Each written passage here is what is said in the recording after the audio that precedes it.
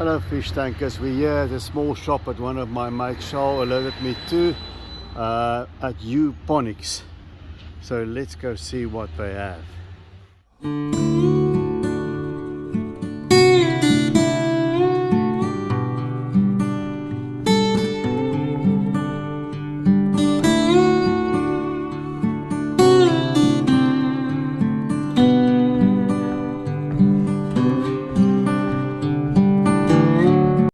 And there we see aquaponics, and that's Taariq Logday there behind the counter. He studied biodiversity and ecology, got his degree in that from my old University of Stellenbosch, and he also did a certificate in aquaculture production management. And you can see it's a small shop right next to his parents' big pet store, but he's got a different niche. He specializes in nano tanks and aquascaping. So you can see small tanks. There you see the Japan Aqua ones, and then the fancy low iron glass ones. He's got them set up here. There you see one of those low little tanks for those paludarium style scapes, and lots of cubes as well. And there you see the biggest one, and that's about a 20 gallon high. That's like the limit of a nano tank, I would say. And lots of hardscape. You can see this is the store, very clean, fresh lines. And then he's also got these terrarium similar to the BioLark, but this is a different brand as well, that's not quite as expensive. All the hardscape, the spider wood. There's a gap there because I took a piece. I'm going to do a rescape on my cube soon. And then lots of interesting rocks, not just the elephant skin and I forgot the name of those red rocks. All of a sudden the name drops out of my head. And there you see a scaping dojo. In other words, you put your hardscape in there to try and figure out how it will look in your tank. And lots of different sands, different color sands there. You see smaller amounts because of a nano tank specialization. There's gravel, there's pebbles, there's aquascaping glue, there's little scoops for the sand. And there's also the normal aquarium gravel. There's some black gravel there in those multicolored packs. It's not clown vomit, don't worry. And some more pebbles. So they've got a full range of hardscape in terms of wood and rocks here. And there's a sort of an opaline rock that I haven't seen before.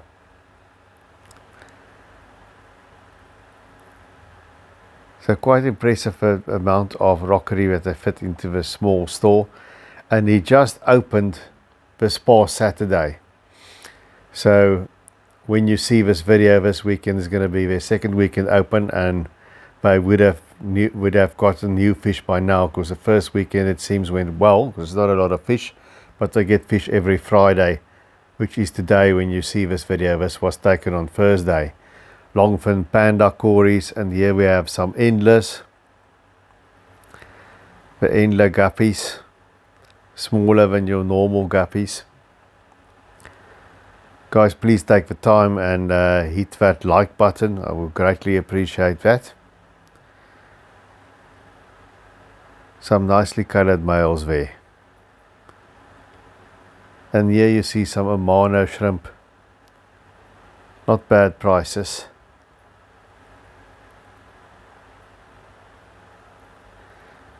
Good algae cleaners. I've had some Amano shrimp I tried, but they didn't survive my betta. So better with small nano fish. Bloody Mary shrimp.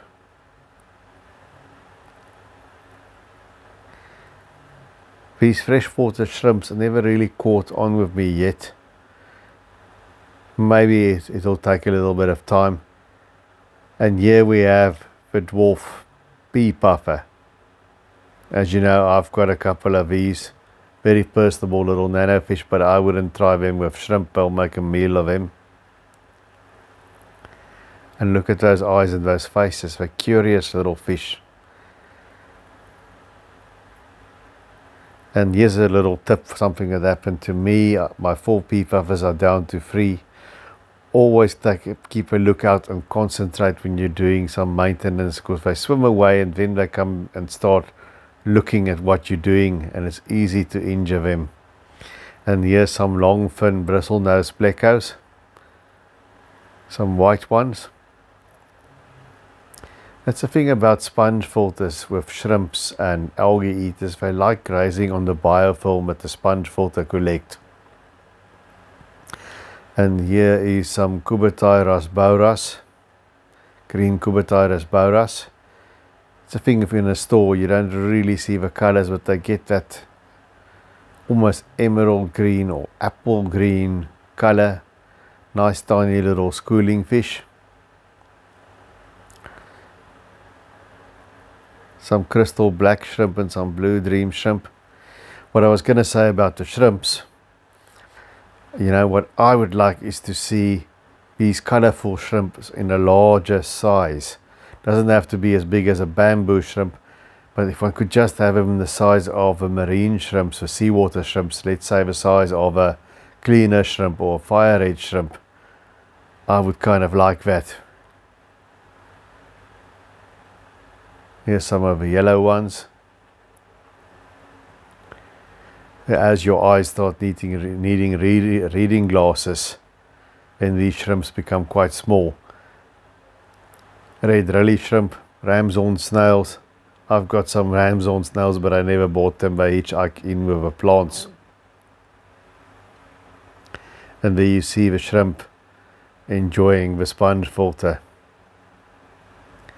Thing of shrimps is, one thing, you don't want very strong filters, and an exposed sponge in the tank. The shrimp seem to like it. Wherever I see the shrimp, they sit on that. And here's some rice fish. You don't really see them around, so this is something different. Constantly see them in the YouTube videos in America and Japan in little outdoor ponds. Tell me in the comment section, what do you think of rice fish? Is it a yay or a nay? And here's some more daisy rice fish. Haven't quite grown on me. The rice fish seems a bit bland to me. But maybe it could be something. They look sort of almost like they could be a live bearer to me, but of course they're not. And here some more plants. They've all sold out. There'll be more on the weekend. It's in Claremont, this little store, by the way. UPONICS. And they've got terrestrial plants as well. So if you want to do a terrarium or maybe even a paludarium, I'm kind of fascinated by these carnivorous plants. According to Taariq, you know, you put some draining material at the bottom, some water, and then low nutrient potting soil, the kind you use for cacti, because they don't like high nutrient in soil. And you don't actually have to run around catching insects for them. They catch insects that happen to walk over them. They actually don't like being fed insects. I learned something new from Taariq today. And here's your usual array of aquarium plants. These of course have been grown emerged, so they can also go into these paludariums and terrariums, but they will convert to submerged growth. Taariq's going to let me know when they've got a lot of new stock, and then I'll come and give him a visit again. There you see there are tanks that are empty now. And here we've got a lot of bettas. Now I don't like bettas in jars, and Taariq wants me to let you know that this is a temporary arrangement. He changes the water every day because there's a new betta system on its way this week. So they just temporarily sitting here, and it's very warm in the store. Indeed, very warm, so they're not cold, and he changes the water every day, and they're going to have their own system within some days. Some nano eaters, some nano hang-on back filters. And here, this is very interesting. He's got this very nice placards that explains how to drip acclimate, and he's also got one in quarantine, and he's also got one that explains to you I'll get back to it later because it's a very interesting sponge filter here. I've seen them but never seen them for sale. And that's Anthropian. Here's this very tiny nano air pumps, but you plug into a power bank or into an adapter. You can use them temporarily for load shedding purposes. It's a tiny one, so it's for nano tanks or when you travel with fish. And here's all the medication and water treatments. What I was going to say, go to the website www.uponics.co.za, and there's a very nice chart there. Go and click on that stripy thing on the top corner of your screen and you go to a website and go to resources, because these placards that he's got for acclimatizing fish and doing quarantine, he's got one for diseases. It's a very nice one, identifying diseases, the symptoms, and then what treatment to do. And I love these algae pads, as you know from my previous video. They're about $50 each here. And this is nice, for a nice gift for a fish keeper or aquascaper in your life. It's a full toolkit and it comes with a very nice, what should I call it, a very nice little case, a little leather case. So that's something that's very nice. And here we have all the usual fertilizers. Everything is labeled and categorized. There's your Amazonia aqua soil. There's your filters, the hang-on backs, and the canister filters. And of course the Chiros. Guys, let me know, do you like background music when I talk, or should I just talk? Let me know in the comment section. I know Dexter doesn't like it. But anyway, that's it from me, guys. Please give Taariq at UPONICS a visit. And until I see you again, keep taking good care of those domestic denizens of the deep.